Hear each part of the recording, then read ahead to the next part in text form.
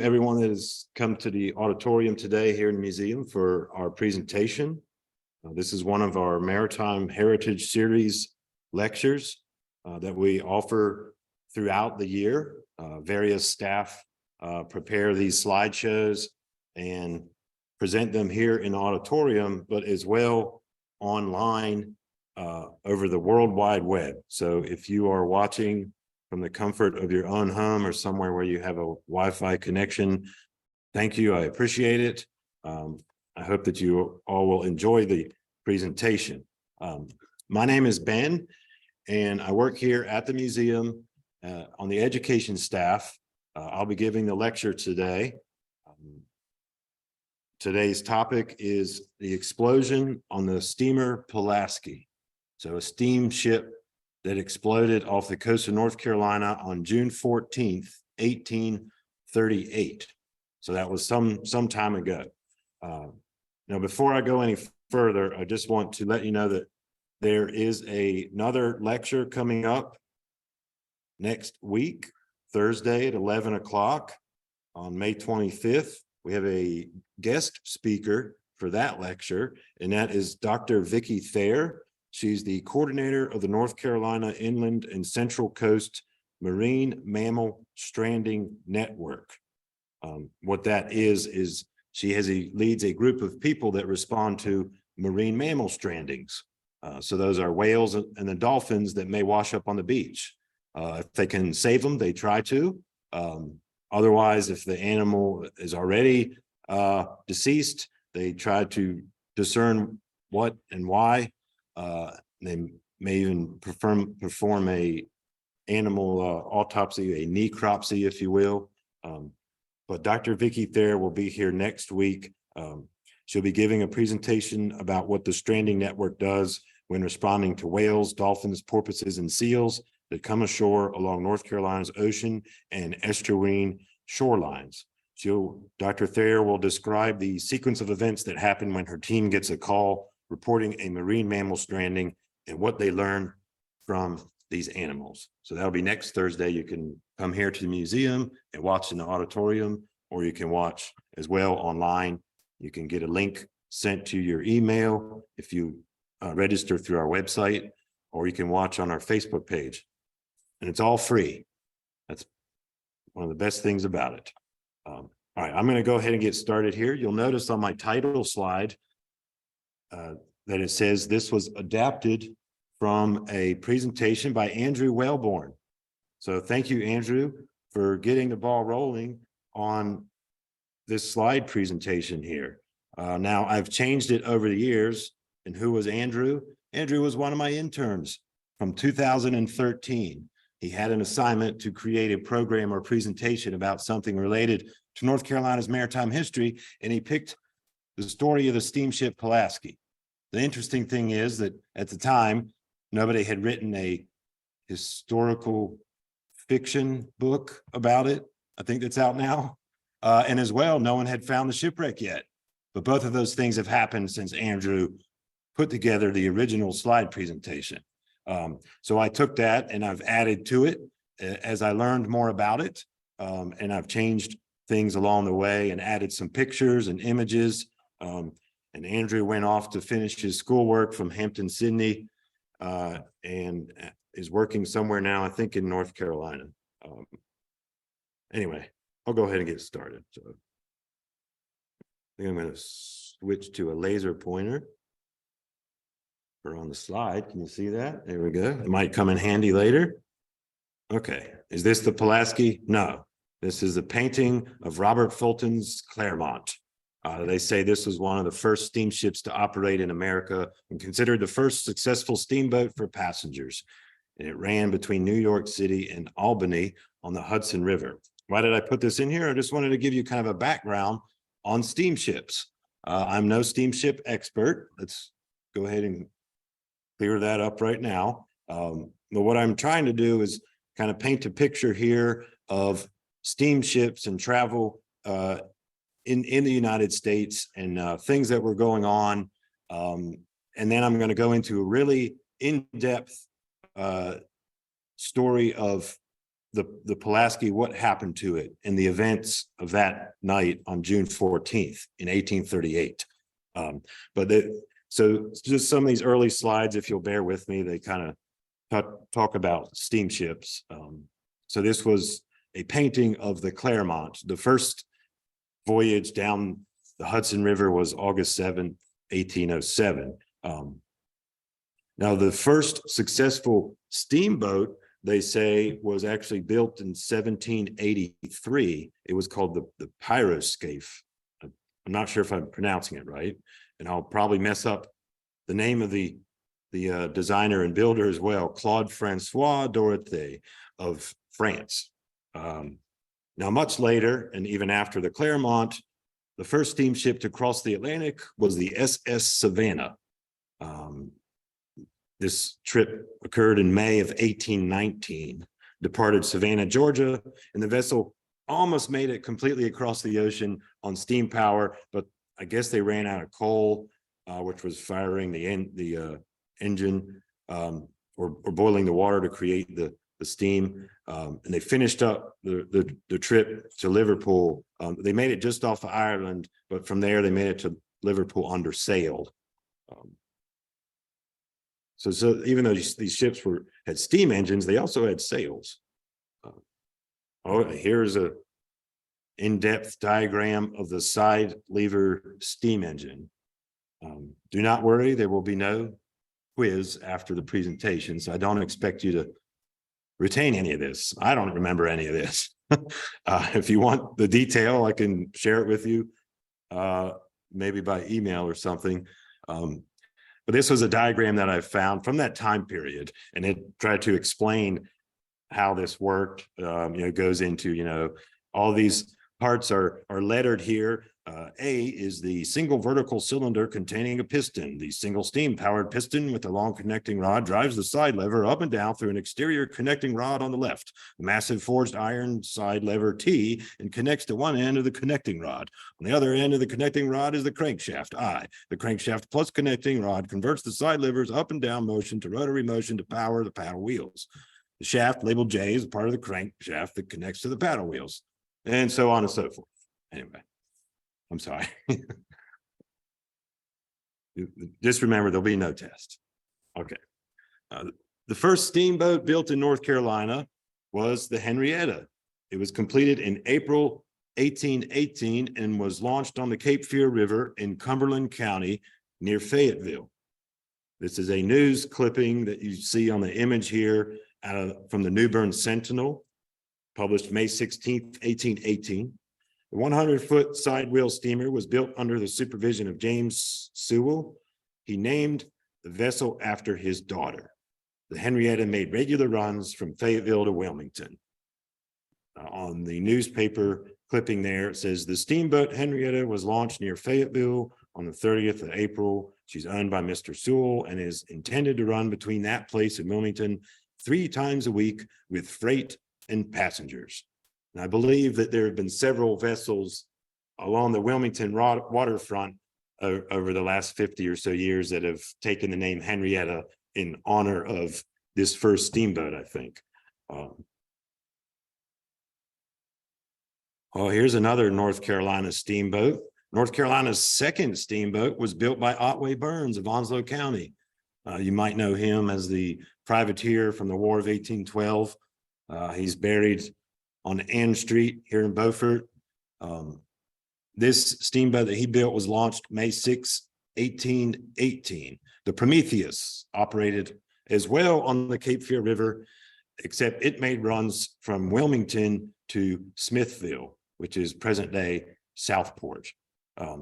This is an interesting newspaper clipping that I found about the Prometheus, and then there's a drawing of the Prometheus. I don't know if that's a period drawing from that time or if it came later, but just kind of give you an idea of what it looked like. The newspaper article talks about when President James Monroe made a trip on the Prometheus. And it talks about his southern tour that he was making in April of 1819. President James Monroe, he was almost as popular as George Washington. His 1819 Southern tour was to inspect coastal defenses and to enable him to become acquainted with the people of the region. And he would also catch a ride on the SS Savannah during that same tour. Steamboats were this novelty, I guess, and to go for a ride on it was something that was considered extravagant, maybe. Okay. So part of this story today, part of this is I want to touch on some of these incidents that occurred with these steam vessels. While this new development was coming about, and the switch from traveling by sail to steam power was happening, but it was happening kind of slowly at first. It wasn't without its trials and errors, if you will. This slide is referring to the steamship Home and the wreck of that ship that occurred in October of 1837. The drawing that you see was actually from a printed report that was titled Steamboat Disasters and Railroad Accidents in the United States. And that was published in 1840 by S.A. Howland. So they drew this little picture of, and the caption was, on her passage from New York to Charleston, October 9th, 1837, by which melancholy occurrence, 95 persons perished. So what exactly happened? Well, swells from an approaching hurricane damaged the ship and put out the engine boilers. So basically they weren't making any steam to run the engine to turn the paddle wheels. The Home drifted onto the shoals near Ocracoke Island at about 10 p.m. And by 11 p.m. it was completely destroyed by the breakers, resulting in that large loss of life. So tragic accident. 95 people, but the steamship Pulaski would happen the following year and be slightly worse. So these were just some examples of other steamboat accidents that were occurring across the country. I'll just kind of be reading through some of this text here. For those that are in the auditorium, you may not be able to see it on the TV, but exploding boilers and fires were the main culprits in steamboat disasters. The steam engine needed improvements, but more importantly, safety precautions were needed. The engines and components worked hard, resulting in many steamboats only lasting 4 to 5 years. From 1830 to 1839, 272 steamboats were destroyed by some type of mechanical failure or explosion. Almost 4,000 people lost their lives in steamboat-related accidents between the period of 1810 and 1850. So there were some problems there. You'll see the newspaper clippings that I found, the Herald of the Times out of Newport, Rhode Island, 1836. Steamboat burnt and many lives lost. We copy from the Boston Daily Advertiser and Patriot the following particulars of a sad disaster which has befallen the steamboat Royal Tar, which plies between Portland and St. John. Destruction of the steamer Royal Tar by fire and the loss of many lives. The one in the middle, titled Chapter of Accidents, actually covers several different steam vessels. In the accounts heretofore given of the destruction of the steamboat Moselle from explosion, there was uncertainty as to the number of persons who perished by this dreadful catastrophe. Later reports estimate the number to be 230 or 40. That was May of 1838. The steamer, I don't know if I'm saying this right, Utah, burst her boiler a few days ago, several killed and maimed. The Oronoque collapsed a flue near Vicksburg, 40 or 50 killed and maimed. And the last article out of the Pennsylvania, the Columbia Democrat, awful catastrophe, a steamboat destroyed and 50 lives lost. So just an example of what was happening across the country. So let's kind of bring the focus back to the steamship Pulaski. These are just some particulars on the vessel. Maybe it's the statistics, I guess, or the stats, if you will. Built in Baltimore, Maryland, at the boatyard of John A. Robb, launched April 29th, 1837, 203 feet long, a 25-foot beam with engines capable of 200 horsepower. The ship was designed with elegant rooms, but more importantly, it was supposedly very seaworthy and strong and fast, as a response to the wreck of the home, which had happened not too long before the Pulaski was built. So the article is out of Camden, South Carolina, the Camden Commercial Courier of May 1837. The steamship Pulaski, this splendid ship was launched at Baltimore the 29th from the yard of Mr. John A. Robb. The Pulaski was built under the superintendence of Captain Dubois, is upwards of 200 feet in length, and is considered in all respects one of the finest specimens of naval architecture ever produced at that port. The Pulaski is intended to ply between Baltimore and Savannah. There's a beautiful ship model of the Pulaski, and this is at the Ships of the Sea Maritime Museum in Savannah, Georgia. I've never been there, but I found this image of it. And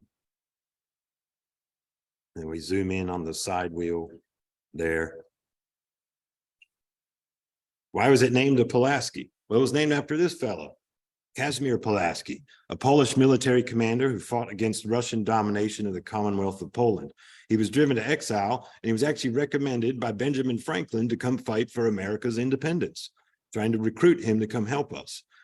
He became a general in the Continental Army, and he helped form the American Cavalry. He saved George Washington's life at the Battle of Brandywine in Pennsylvania. Casimir was wounded during the attempt to retake Savannah from the British, and he later died. This is a painting by John Steica. There are several towns with the name Pulaski. There's one in Georgia, Virginia, Tennessee, and New York, and maybe some others. But that's who the ship was named for. Okay, the regular route of the Pulaski was between Savannah, then to Charleston, and then to Baltimore. They would transport freight and passengers for the Savannah and Charleston Steam Packet Company. This is a painting of what Savannah might have looked like around that time period. See horses and buggies and dirt roads in some places. Okay, we're going to jump into the final voyage of this young steamship. It hadn't really been operating very much. This was only going to be its fourth voyage. Captain Davis Dubois was in command, and the principal owner of the vessel, Gazaway Lamar, was on board. So they departed Savannah on June 13th, 1838, 90 passengers and a crew of 37. So you can see on the period map there where I have the route that they were intended to take. They were going to end up in Baltimore. They reached Charleston on the afternoon of the 13th, so it didn't take them very long. That was a little short little leg right there. They added 65 passengers that following morning. So now the total people on board is 192, roughly. They might not have got an accurate count. I don't know. The passengers were mostly wealthy families traveling north for the summer. They wanted to escape the heat of the South, maybe. And their maids, their nannies, and their servants were traveling with them. The Pulaski departed Charleston the morning of June 14th, and they're headed for Baltimore. The winds start to pick up after they leave Charleston, and they're coming from the east, and so the seas start to build as a result of those strong winds. After they pass Cape Romaine in South Carolina, they figure they need to head in a more easterly track. They need to pass Cape Fear and the Frying Pan Shoals that extend off of Cape Fear, shallow sandbars and shoals that are very difficult to navigate. So they want to go out away from those. At about 11 p.m. that night, that's the 14th, an explosion occurs in the engine room. The Pulaski is roughly 30 miles off of New River Inlet. New River Inlet is in our neighboring county, Onslow County. And so I marked the location with the star there. Here we are over here in Carteret County in Beaufort. And this red line that I put on the map indicates the general vicinity of maybe where the Pulaski was during the time of the explosion. It said roughly 30 miles, but we didn't have an exact location of 30 miles due south. Was it 30 miles east? Was it southeast? So why did it explode? The starboard boiler exploded. There's two boilers. The cause was credited to the water boiling off. So they were supposed to be watching the water levels in there. But for some reason, I guess they didn't pay attention to that one, and most of the water had boiled away. So the engineer let in a full supply of cool seawater, and it hit the hot copper, and then it produced enough steam and pressure to explode the boiler. And the ship eventually breaks into three pieces. The engraving, the image that we see here, captioned "Explosion of the Steam Packet Pulaski," was in that same 1840 report on steamboat disasters that I mentioned earlier, that we saw an engraving from depicting the steam vessel home. So this was a rather large explosion to break a ship of that size into three pieces. So this is shortly after the explosion. These are some details. So the picture that you see at the bottom is not depicting the Pulaski. I just wanted to point that out. This was a separate image that I found, but I thought it would kind of give you a visual with a paddle steamer, a steamship that's in trouble, and rescue the lifeboats and people on wreckage, because I'm going to explain the scene and what was happening. So the vessel begins to sink within 40 minutes. The water is above the women's cabin and up to the promenade deck at the stern of the vessel. The keel separates from the rest of the ship. So the bottom separates and flips over all at the same time.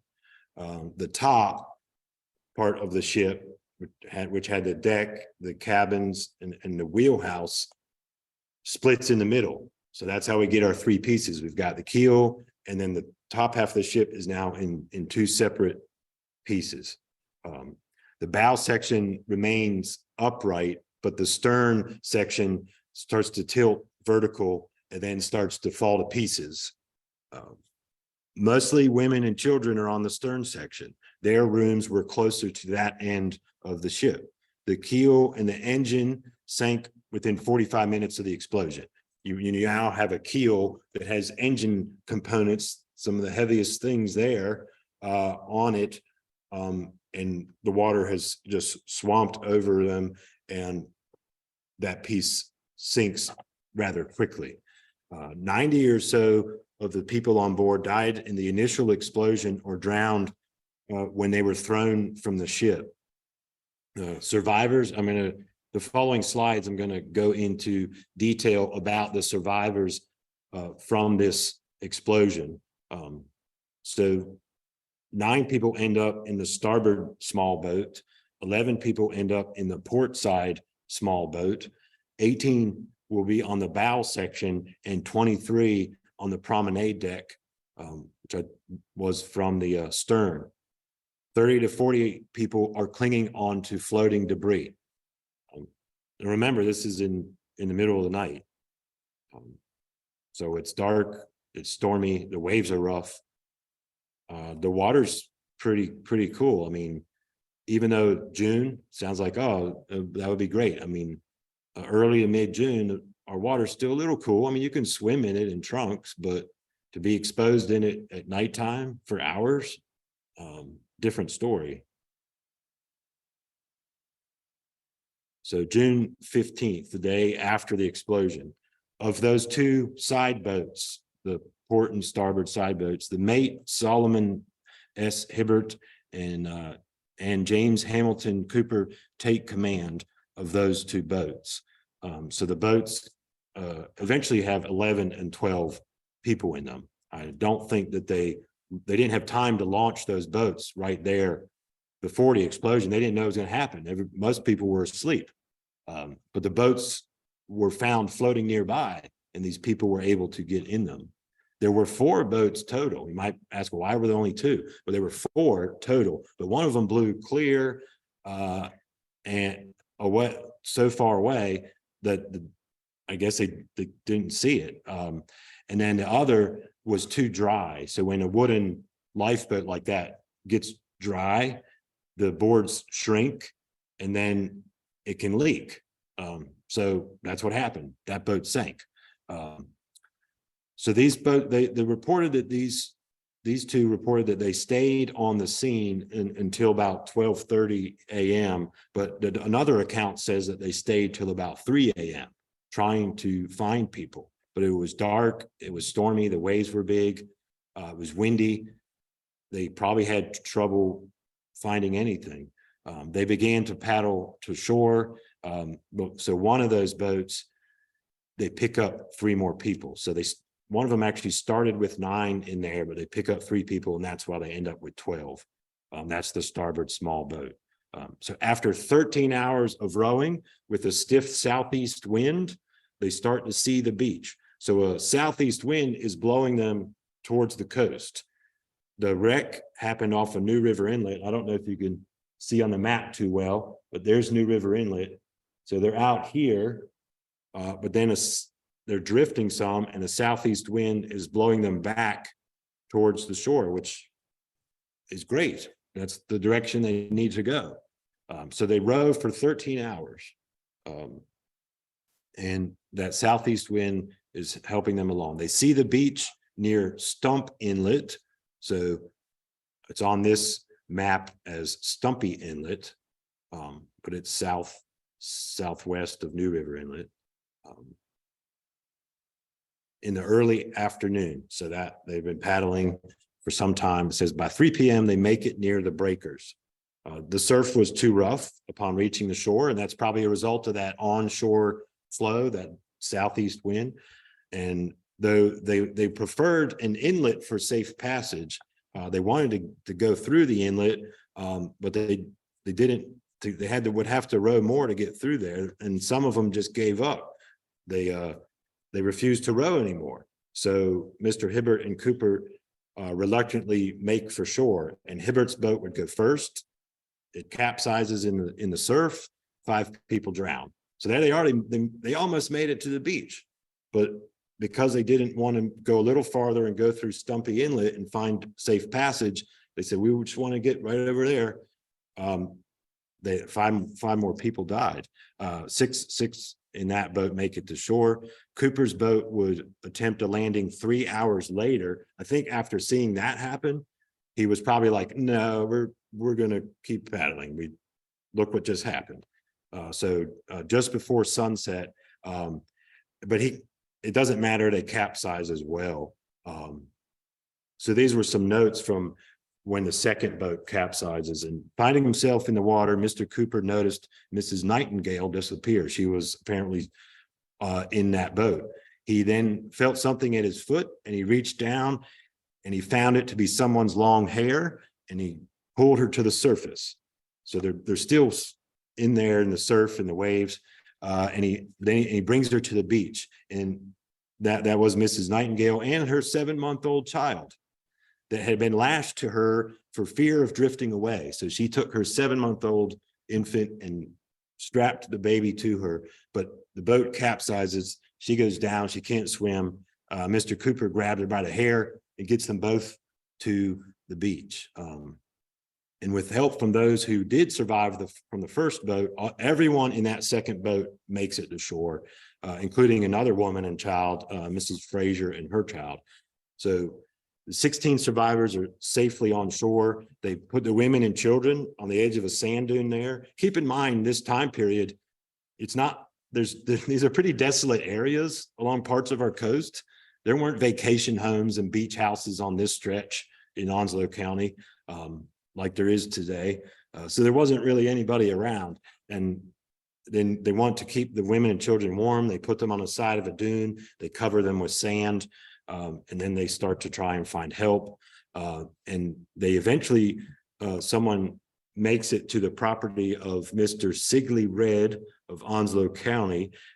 He's a farmer there on the mainland. So they still had to cross some marsh and water just to find Mr. Red. And they're able to get everyone there to his property, and he takes care of them until they're ready to leave. He sends them to Wilmington on Monday the 18th. So that's our first batch of survivors there, directly following the explosion that were in the lifeboats. Others that were drifting on wreckage made it to shore on the 16th and the 17th. So they say Mr. B.W. Fosdick survived by drifting with two others on a piece of wreckage. Again, another image from that 1840 report. It says they took two mattresses and they emptied them and they fashioned them into a sail.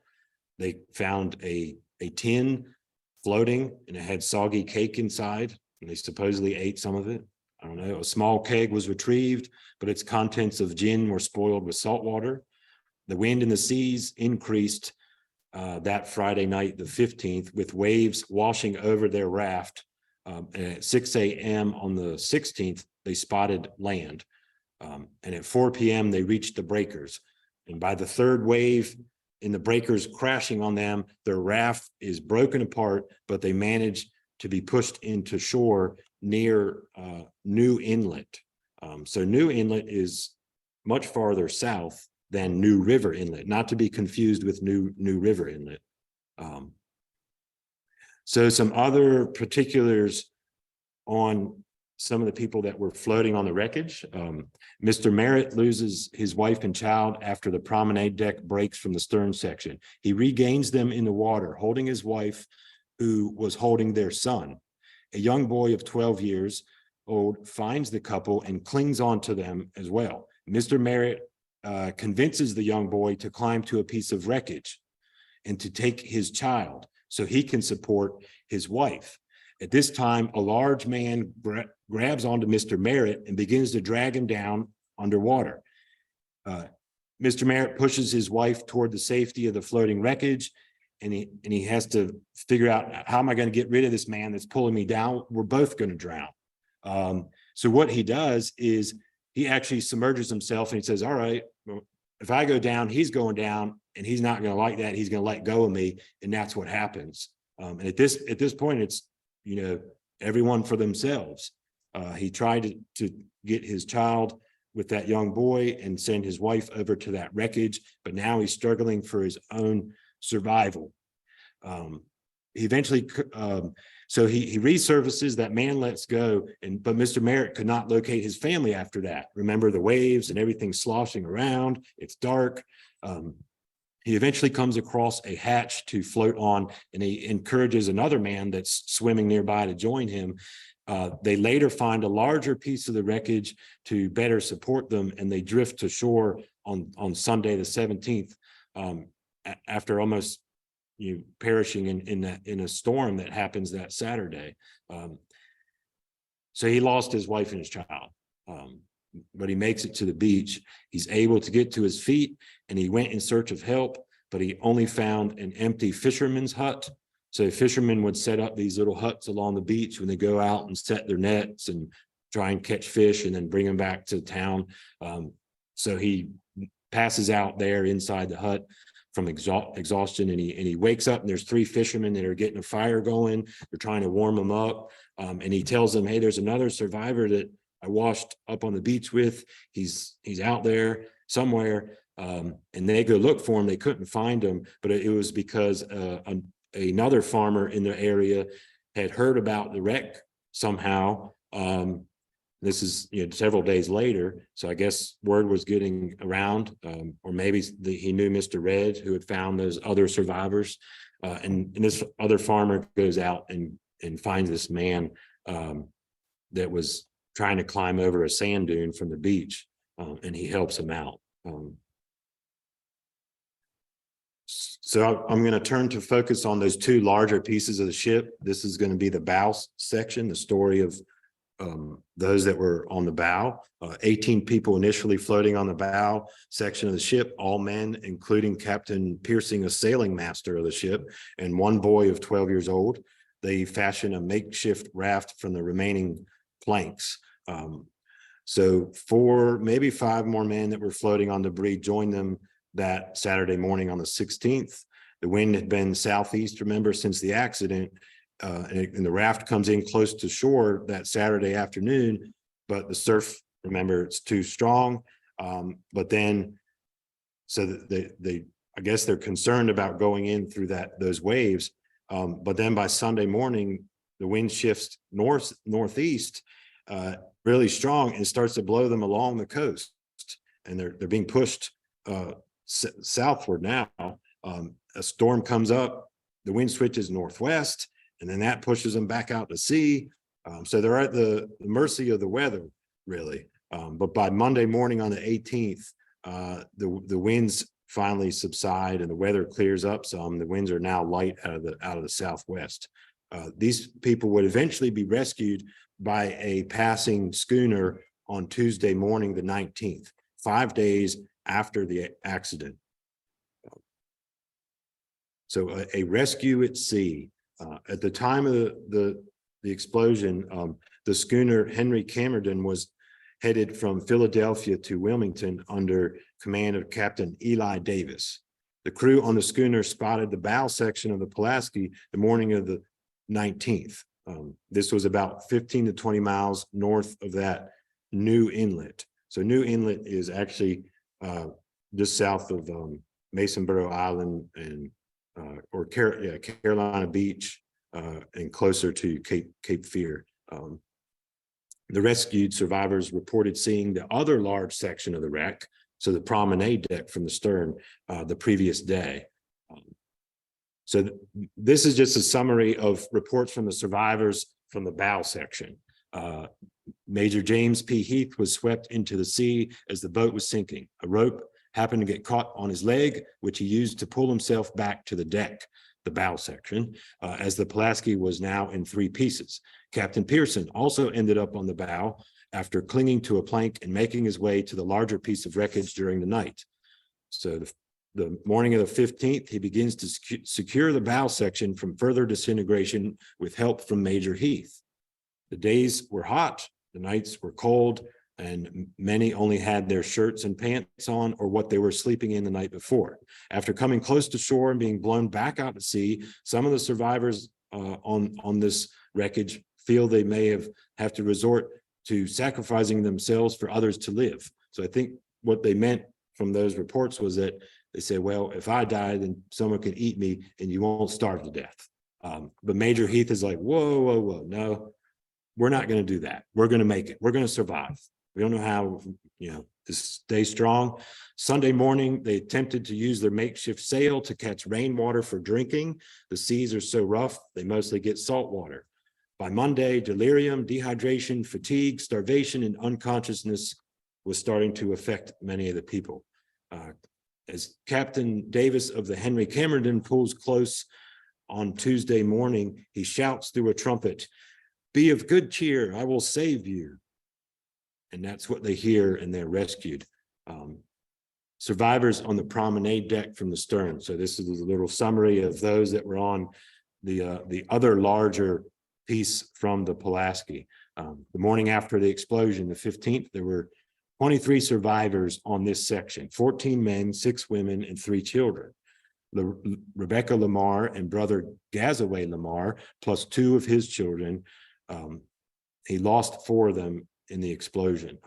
Gazaway and 5 men left for shore in the second deck boat. Remember, I said there was a deck boat that got blown away so far that they didn't find it right away, but they find it a little bit later, I guess. But supposedly it had a hole in it, but it was still able to float. The hole was above the water line. They landed at New River Inlet, and the men offered thousands of dollars to Captain Hatchell, nearby of New River Inlet, to go and search for the piece of wreckage and those they left. And the captain said, I would do it for free. There's people's lives at stake. You don't have to pay me anything. But the storm that was happening was too bad for him to make it out of the inlet. And he could not sail safely out there. It would just be another shipwreck if he left port. So the survivors there in that small boat were cared for by John Wilkins and a Mrs. Powers and her servant. The violent weather caused others to be lost at sea off of this promenade deck. Some were eventually lost to, again, exhaustion, exposure, dehydration. Some succumbed to their injuries that occurred during the explosion. I know there's a lot of words up here. I'm gonna skim through it, but this is true. This is what happened with this explosion off of our coast. I mean, so many shipwrecks off of North Carolina. Some of them we don't have the accounts of survivors. Some of them there were no survivors. So this is that Rebecca Lamar. She was 27 years old. She's asleep in her room with her nieces.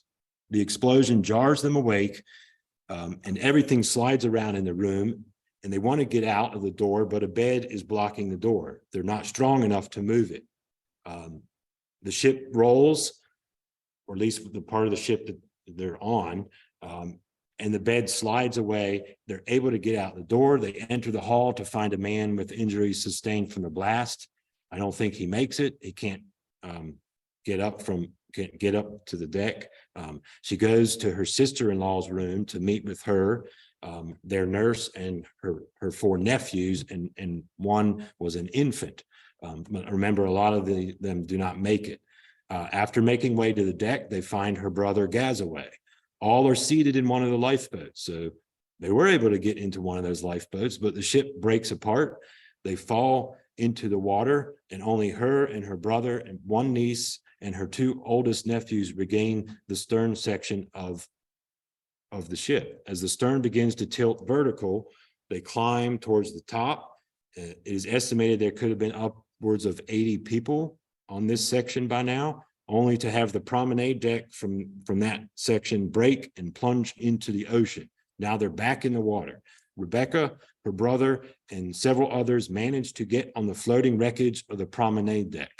As the night wore on, other survivors floating on smaller debris make it to that promenade section, including a man bringing Rebecca's 2 youngest nephews, and a man and a woman with her oldest nephew.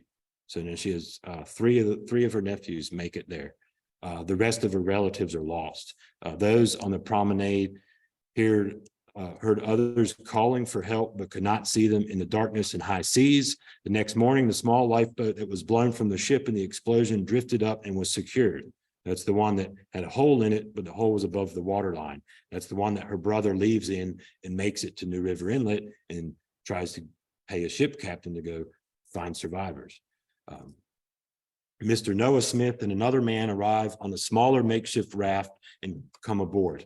Noah's wife, Matilda, was already on the wreckage. A man and a woman floated up on 2 small settees. Those are like benches or couches. But the man dies within a half an hour, and the woman was from South Carolina. I'm not sure if that was her spouse and if he was from the same location or not. But some survivors tried to row for help in the small boat, but they turned back after going 100 yards, possibly due to the strong seas. The second day, her brother and 5 other men head for the shore in that boat. And just as with the bow section, the wind pushes the promenade deck close to shore, but then it switches and it pushes them back out. So a little bit more of this story here, because it'll go up to where they get rescued as well. So they experienced the same storm that everyone else did that's floating around out there. They have a cloth to funnel rainwater into some empty wine bottles. It's not enough to sustain them. Many begin to succumb to exposure and dehydration, or those injuries from the accidents that some result from delirium. Some they try to get up, they fall down. The makeshift raft is only slightly afloat. So they're not high and dry on this raft. The raft is actually floating, but a foot below the surface. So they're constantly in the water. A man that was reunited with his 3-year-old daughter, he drops her. He's sitting there holding her. He gets up, but he drops her. She was already unconscious from her injuries. He thought he saw a ship, and he drops his daughter. He got so excited, but then she drowns in the water. 2 men keep getting up and walking off the edge of the raft. Why are they doing that? They're in delirium. They're starting to lose it, basically. They get up, they walk, they think they're on land, they walk off the raft, they fall in the water, they swim back to the raft, but then they keep doing it again and again. So after repeating this several times, they eventually succumb to fatigue and they drown. Everyone else on board is, some they're trying to tell them, what are you doing? Get back here. But they may not be strong enough to hold them in place. Rebecca's oldest nephew almost experiences the same, as he believes he sees the family dog swimming. There was no dog on board that I know of, but he's hallucinating, really. Rebecca employs the help of a man to hold him down, because she can't do it. She's actually been holding one of her youngest nephews in her arms the entire time, but he succumbs to his injuries or exposure. Eventually, Rebecca herself begins to slip in and out of delirium, believing that she's still in Charleston, but she's really in the ocean on a piece of ship wreckage. She becomes unconscious on the 4th night. Mr. Noah Smith sees what he thinks is a passing ship, and he tries to swim for it to get help, but he realizes that it's just the bow section that the other survivors are on. But at that point, he has no more energy and he drowns. That's one day before they would have been rescued by the passing schooner, the Henry Camerden. So Mr. Smith's wife, Matilda, who had already lost her infant son in the explosion, stays on the wreckage and survives. Mrs. Smith rouses Rebecca awake and points to the schooner that's heading their way. The peak number of people on this section of boat was 23, so 14 men, 6 women, and 3 children. So 5 had made it to shore in that small boat, and only 7 others are rescued by the passing schooner. So after picking up the 26 survivors from the bow section, the schooner, they tell them, we saw another part of the ship. The schooner turns and heads for the 7 remaining on the promenade deck. So that's where they drifted to from the original wreck site. That's how far they drifted to towards Cape Fear. Now, this next story from this shipwreck, I don't know if it's true or not. I don't know if it was just something to try and have some type of part of the story that people felt good about. But nonetheless, I mean, it's related, it's tied to this Pulaski.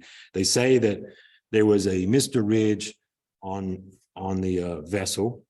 He's on the deck when the explosion happens. Was about to enter one of the lifeboats, and he sees a woman, Miss Onslow, happens to be her name. So that's why I'm kind of like, well, was that really a real person, or did someone make this up thinking that, it was near Onslow County. So yeah, this woman was named Miss Onslow, but I'm not sure, but nonetheless, I'll tell you the story. So he sees Miss Onslow, and he goes to offer her to space in the boat, but in the confusion following the explosion, they're separated. The ship begins to break apart. He fashions 2 settees. Maybe those were the folks that ended up on that one raft that were floating on the 2 benches. He fashions them together with the rope. He throws them on an old sail, and he launches into the water, and he sees Miss Onslow in the water, and he tries to offer her a spot on this tries to get her to come up onto the raft, and she says, it won't support both of us. You have to let me go to save yourself. And he says, we live or we die together. Does this sound like a movie? Maybe. Yeah. But I mean, this is a story that came from this. So I'm not really, that's why I'm not really sure if this was happening or not. And he says, we live or we die together. A lifeboat happens to come by, and there's only room for one more. And Mrs. Onslow declines, and she's, I'm staying here with Mr. Ridge. And the next day, following the wreck, they come within sight of land, but by the evening, the wind is switched and pushes them back to sea. And while at sea, they pledge to spend the rest of their lives together. And after being rescued and recovered, Mr. Ridge tells his new love that he's completely broke, and everything that he had went down with the ship. He had lost everything in the shipwreck, $25,000. He told her, you don't have to spend the rest of your life with me. I'm poor. Why would you want to do that? And she says, no, it's no problem.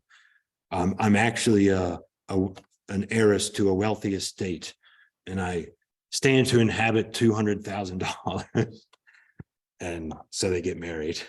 I don't know, but this engraving is from that 1840 report. I don't know if that's supposed to, I think someone saw this report and saw this engraving of two people that really were involved in the wreck and were on those two settees that were tied together and did make it to a piece of the wreckage. But I don't think it was a Mr. Ridge and Miss Onslow. Okay, so just to kind of recap and kind of wrap things up here. So 6 days after the boiler explosion. So, I kind of list out 16 survivors make it to the shore in the boats, 6 more in the deck boat later, 33 rescued by the schooner Henry Camerton. They're taken to Wilmington. 30 to 40 survivors were clinging to debris from the wreckage. 8 of them made it to shore. Mr. Baker, 2 women, a fireman, and it's not a fireman that you think rides on a fire truck. A fireman was a position on a ship in charge of shoveling coal. Lieutenant Thornton and 1 more man, maybe Mr. Ridge and Miss Onslow, I don't know. The Steamboat North Carolina departed Wilmington on Wednesday the 20th to go look for survivors. Smaller pilot boats eventually made it out of New River. They were already scouring the area, but they had no luck. It was hard. So I have estimated number of survivors and victims. So we think maybe 64 people survived, 128 perished from the explosion, the drowning, the dehydration, wrecking in the surf from the boats. I don't know how accurate that is. I mean, like I said, we think there was 192 on board, but that might not have been accurate, for the count of people getting on the steamship. As a result of these steamship accidents, there started to be new laws and legislation coming forth. A law was passed to provide better security of the lives of passengers on board vessels propelled in whole or in part by steam. Operators had to be licensed. Vessels required inspections twice a year. A certified engineer was required to be on board, and a hose and pump supplied in case of fire. A later Steamboat Act of 1852 required hydrostatic testing of the boilers and the boiler steam safety valves, and a federal maritime safety inspection service began to take shape, but that would not officially be created until 1871. This is a badge from a U.S. Inspector of steam vessels.